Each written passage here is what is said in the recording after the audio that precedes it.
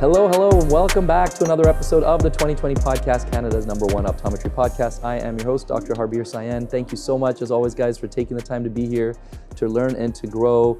I always appreciate all the support, everything you do to like and share and spread the word. And as always, I have a big request, which is if you do get some value from this episode, and given my amazing guest, there's no chance you won't get any value out of this episode. When you get the value out of the episode, please share it with somebody, send a link, put it up on Instagram, LinkedIn, wherever you live, wherever you spend your time. Let us know what you took away from this. And my absolutely incredible, amazing guest is Dr. Laura Periman of the Periman Eye Institute in Seattle, Washington, one of the most iconic figures in this dry and ocular surface world, of course.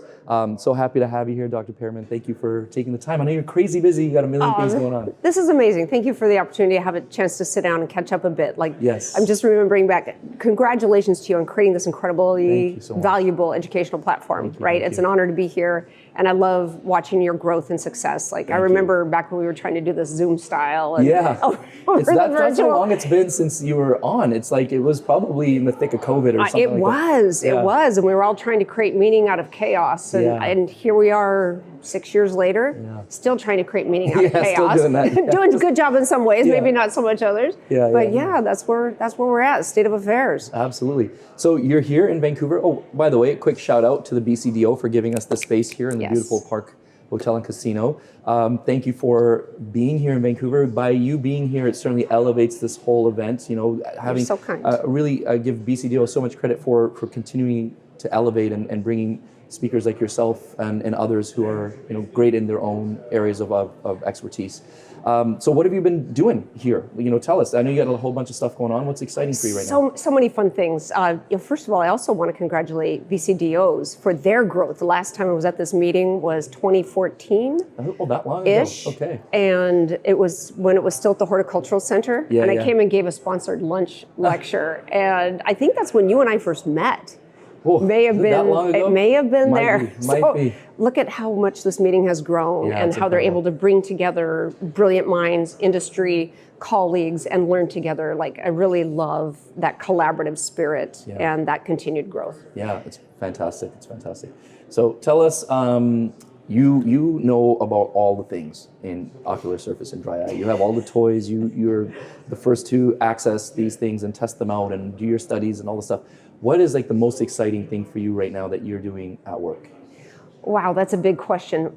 First of all, what's so fun about dry eye disease and ocular surface disease is the learning never stops. That's true. And I think that's one of my greatest attractions to the field is I get to constantly learn. I'm constantly learning from my patients as new innovative technologies come in, new pharmacologics come to play, piecing together this whole picture around the complex, multifactorial, neurosensory compromise involving disease state that we lump together as dry eye, right? And we just call it dry eye. And we just call it just dry eye. It's a big deal. And it's like this huge circus tent of 30 different wild animals and all the lights are off. Be careful where you put your hand, right? So it's so true.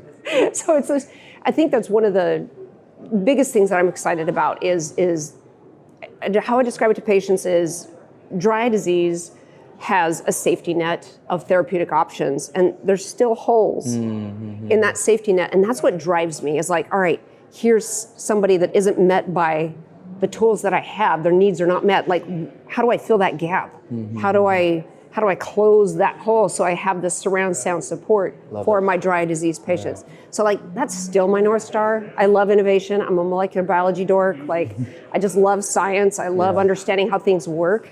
I suspect I was challenging to parent because I was that kid that was but why? I'd ask a question, you'd get an answer. I'm like, but what about, but why? I was just that kid's curiosity. But that's an amazing, those are great questions to ask continually. Why? Why do we do it this way? Yeah. Why does that work or why does that not work? I think that's really, really important. I don't think we ask that enough. We don't ask it enough. And we're also prone to parroting what we've heard without stopping to question, is that actually what the science actually says? True. Or is this just what I heard and it sounds good, so I repeat it?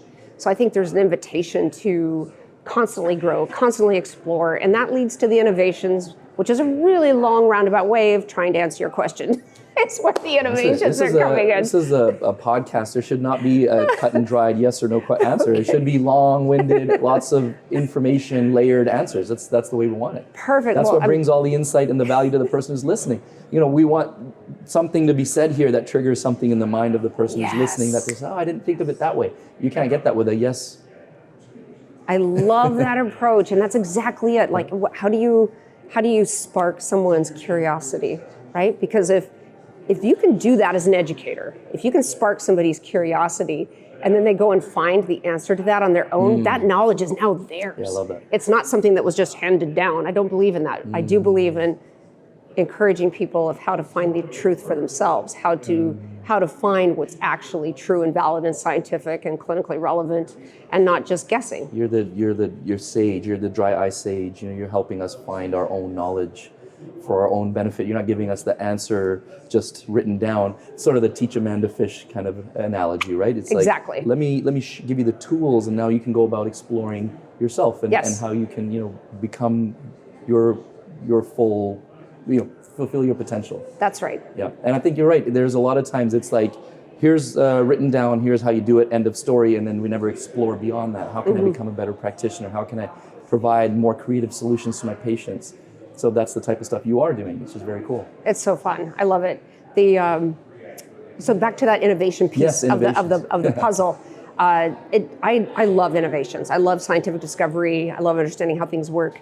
I had the very good fortune of being asked to present the dry eye innovations at ASCRS just last month in DC. Cool. And it was an incredibly interesting topic. They only give you 8 minutes to cover innovations in dry eye. And thankfully, that was a tall order, because there's a lot of amazing innovations in the space. Before you go on, ASCRS, can you just quickly tell us American Society of Cataract and Refractive Surgery. Perfect, Yeah, thank you. So that was a huge honor. There was probably 300, 400 doctors in the room, which also was a glow to my heart that many doctors, that many ophthalmologists are paying attention to dry eye disease. Yeah, that means more cool. people, more patients are going to have access to care in these different tools. So the upshot of the innovations is that our organizational thinking around this really complicated disease state is morphing and expanding and gaining clarity. And I think we have a lot of our current innovations to thank for that.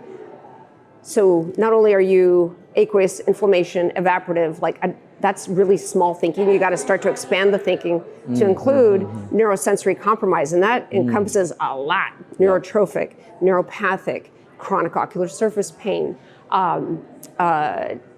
comorbid migraine headache disorder, comorbid anxiety and depression. How do we address these things in a way that actually gets to the root of the problem? So neurosensory compromise, neural stimulation is another thing in that bucket.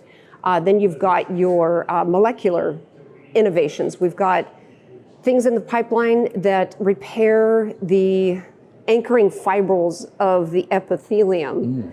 Think of it as a rope. You know how ropes are twisted and labrade like three? Yeah. And so with recurrent corneal erosion, that rope is frayed. This collagen molecule comes along, bridges that frayed gap until it can repair itself. Wow. And another innovation that's happening is when you have these recurrent corneal erosions, the epithelial cells are right next to each other, and they communicate with each other with a molecule called connexin. Connexin is upregulated and dysregulated with recurrent corneal erosion syndrome, and this molecule blocks the upregulation of connexin. So all these really cool, specific molecular approaches to the problem. TRPV1, the transient receptor potential molecule, is being studied to decrease pain signaling, which is a significant component to so many of our dry patients. To me, pain management and burning are the two biggest unmet needs at this point in time, hopefully not forever, for our ocular surface disease patients. That's some very, very detailed, specific stuff. It's so going cool. down to tiny little molecular level. Here I am just giving my recurrent corneal erosion patients Muro, end of story. But instead, we can go potentially, hopefully soon, down to these really detailed levels of actually restoring the true function of the cells. That's amazing. Absolutely. Amazing. We had to keep this one short and sweet today, but I think when anybody sees your name on a podcast, they're going to think, well, Dr. Periman, clinical insight, she's going to tell me the protocols for how I do this and this and this, step 1, 2, 3.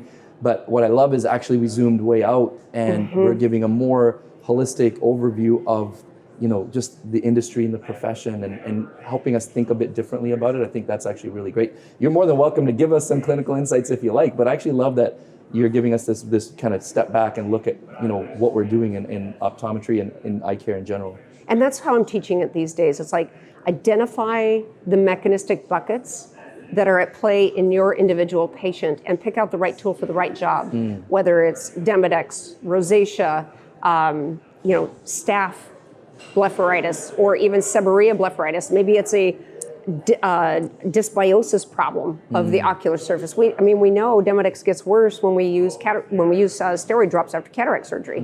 So it's interesting, right? So these chronic blepharitis cases, what are some of the other ways we can deal with it? Incomplete blink. It doesn't work to tell your patient, do your blinking exercises. We have data on this. Yeah. You have to stimulate, you have to do physical therapy for the orbicularis muscle. And we do that with radiofrequency and dynamic muscle stimulation. Yeah, so there's all these different approaches to target each contributor to each individual patient's dry situation. It's customized medicine. So much fun. It's amazing. It's amazing. I just had a conversation with a couple of docs who are in the dry eye space as well. And what I love is that because we're getting so much more knowledge, because of pioneers like yourself who really helped us understand how big of a space dry eye really is. It used to be just dry eye, like we said, but now it's not just, it's dry eye is this massive thing, which is, like I said, multifactorial and all the other things that you mentioned in that definition of yours.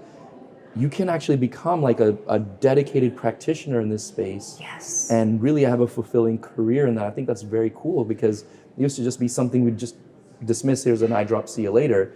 I know there's maybe some people still doing that. But hopefully not. Hopefully not. Less of that these days. But it's really cool to see how big this has become. There's conferences specific to this, just one thing, or all the things related to it.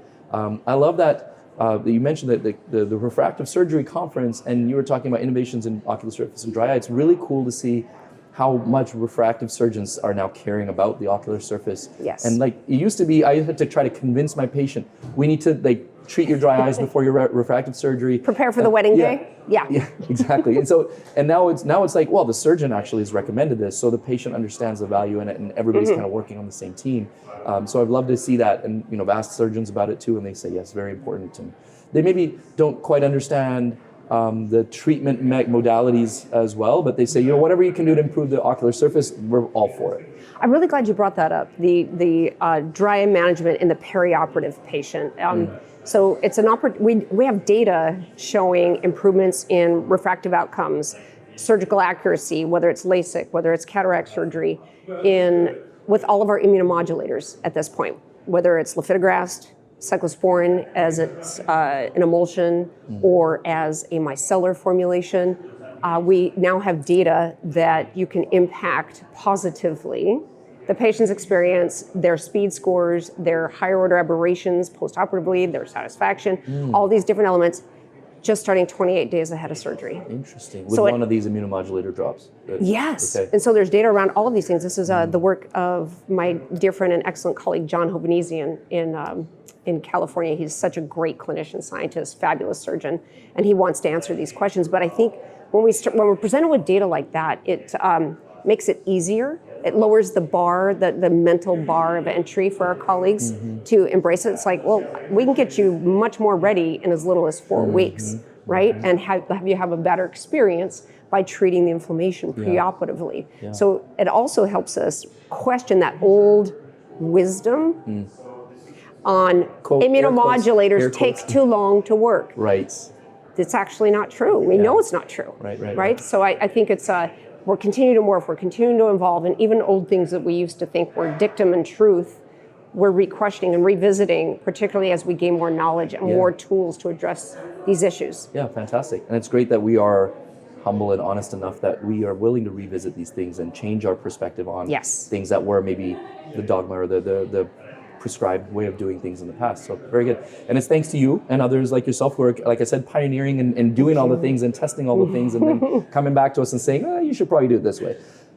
So thank you, Dr. Periman, for all of that work that you've done. And thank you for taking the time to be with me on the podcast here. No, again, short and sweet, but I think still so much value in this little episode. Oh, you're so sweet. Any final words that you want to share before we wrap up? I would say don't be shy about the dry innovations. There's plenty of educational platforms where you can take that sense of overwhelm, because there's too many new tools, into a sense of mastery. So don't shy away, don't back down, engage, lean into it, and it's very, very satisfying work to do to help your patients gain a meaningful quality of life improvement. Love that. Thank you. Thank you so much. And Thank you. Thank you to BCDO again for giving us this space here at the BCDO conference at the Park Hotel and Casino. And thank you to everybody who's listening and watching the 2020 podcast, Canada's #1 optometry podcast. We'll see you guys in the next episode.